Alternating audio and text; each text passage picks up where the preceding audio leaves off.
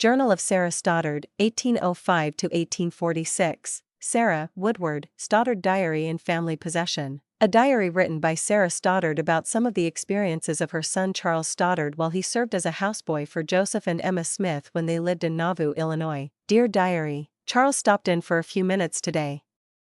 Said Sister Emma was worried about the prophet being arrested so frequently. This is the umpteenth time in the past few months. Of course they never can hold him for any length of time since he isn't guilty of any of the charges brought against him.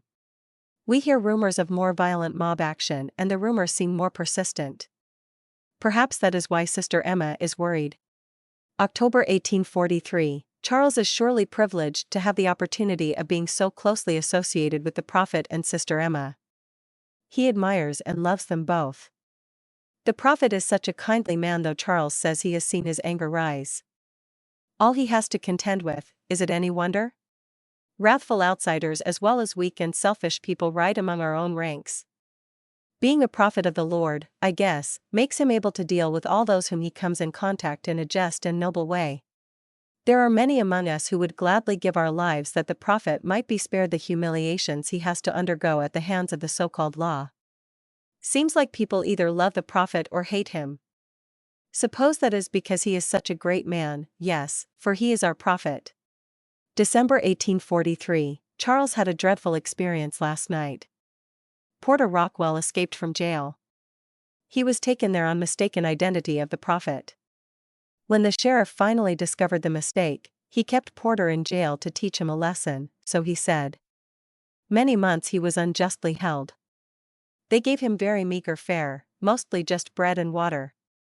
He was terribly thin and weakened, his hair was long and matted with filth and his body swarming with lice.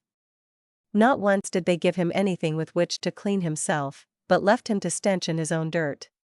Charles said the prophet cried when he saw Brother Rockwell and he hugged him in spite of his condition like he was a beloved child.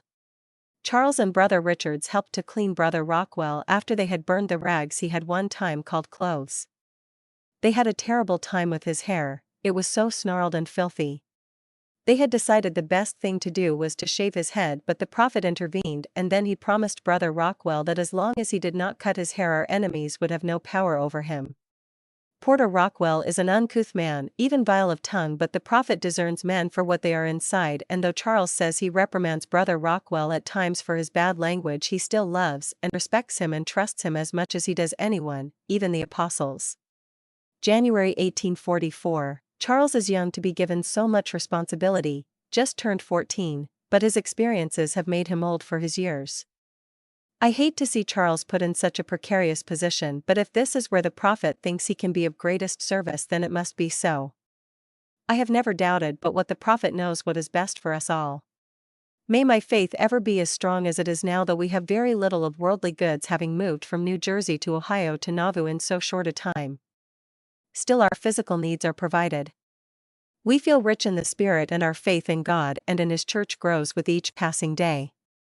But back to Charles. Mr. William Law is known to be wanting a houseboy, so the prophet has told our son to take the position and to keep his eyes and ears open.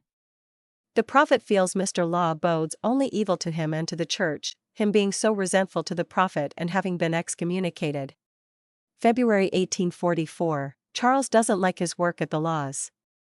He says the riffraff of Nauvoo drink and carouse all night and lay plans for what unpleasant things they can do to the Mormons in general and the prophet in particular. The boy looks tired, up most of the night so he can keep the prophet posted on Mr. Law's plans and then working by day. He's growing so fast right now, too, and should be getting his rest. April 1844. Charles had another faith-promoting experience. Early this morning, even while the darkness still hemmed out the light of day, Mr. Law, after he had been drinking and planning with his associates through the night, got Charles out of bed to clean and oil his gun, for he said he was going to shoot the prophet. Only William Law called him Old Joe Smith. Poor Charles was frightened beyond description, but Mr. Law stood over him and prodded him with his foot when Charles hesitated through fright and anxiety. Finally, when Mr. Law was satisfied with the way the gun was working, he put one bullet in. He boasted that he could kill the prophet with one shot and sent Charles to bring the prophet. He ran as fast as he could and delivered the message but begged the prophet not to go to Mr. Law's as Mr. Law was drunk and Charles was afraid he would carry though on his threat to shoot the prophet in cold blood. In spite of Charles's protestations, the prophet rose from bed and dressed. It was breaking dawn by this time. As they walked the few blocks from the mansion house to the Law residence, the prophet reassured Charles that no harm would come to him that day. Charles was frightened and he said it kept racing through his mind, I am the one that cleaned the gun that is going to be used to kill the prophet, until he was sick with fear. The prophet, in a final attempt to calm my dear son, uttered the fateful words, Mr. Law may some day kill me, Charles, but it won't be today. As they approached their destination, Mr. Law came staggering out of the house and his only greeting was angry boasts of what he intended to do. The prophet said kindly and unafraid, You sent for me, Mr. Law? To which Mr. Law replied with oaths that he had and that he was now going to do Nauvoo, Illinois, and indeed the whole world a great favor by disposing of the prophet with one shot. Calmly the prophet unbuttoned his shirt and bared his chest, then said, I'm ready now, Mr. Law. Charles said at this point he nearly fainted. Fear strangled him until he was speechless and paralyzed, unable to move a muscle. Mr. Law paced a few steps, turned, aimed, and pressed the trigger. There was complete silence, then the air rang with profanity and Mr. Law turned on Charles, accusing him of fixing the gun so it would not go off and threatening to kill even Charles, my innocent, frightened, but faithful son. The prophet, to divert Mr. Law's blame of Charles, suggested that a can be placed on the fence post for Mr. Law to take a practice shot. Relieved, Charles ran for a can and laid it on its side on the post. Mr. Law paced back, took aim and fired.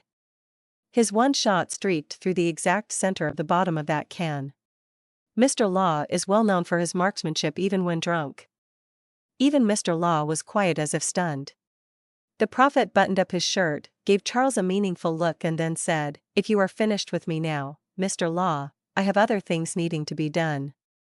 Good morning. That was her last entry in the diary. The prophet was martyred in June, 1844.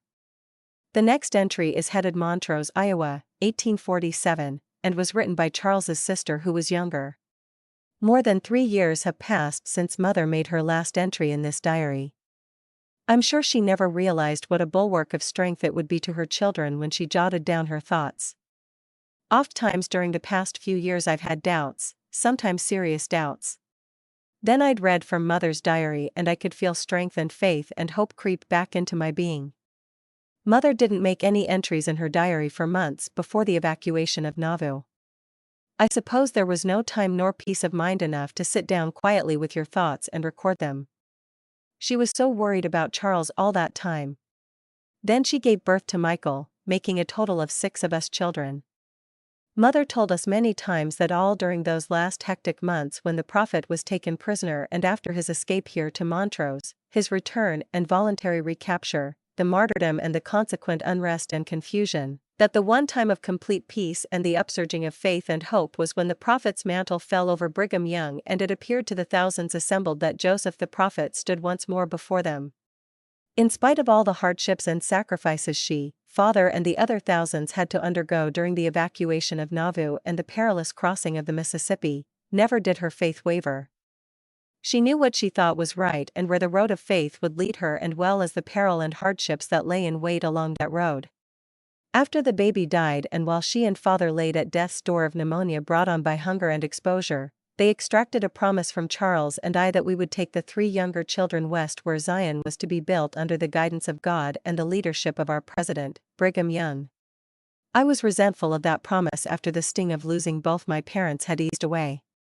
How was I, a girl of 15 and Charles only a few years older with nothing but a few personal things we could carry across the river that terrible and ghastly night, be expected to carry out such a promise? But Charles, as young as he was, had faith enough for both of us for those few months. Finally, with the Lord's help, we got these 2 rooms, such as they are, to live in, and Charles secured a job on a river boat that plied up and down the great Mississippi. I tended the children, being father and mother to them, and I've managed to help a few others, too, as they paused here to get ready for the western trek. As payment I have picked up some bolts of cloth and various other supplies, and now after 2 years we have enough accumulated to get equipped with the bare necessities and we are ready at last to start west. We've seen so many thousands depart for that long-sought land of freedom, and now we are ready, we 5 Stoddard children, to keep the promise to our parents. So now I close my mother's diary here at Montrose, Iowa, where she was laid to rest beside my father and baby Michael, adding my testimony to hers. I know this is God's church and that Joseph Smith was a prophet of the Lord, as is Brigham Young, with whom we now set ourselves out to join in the West.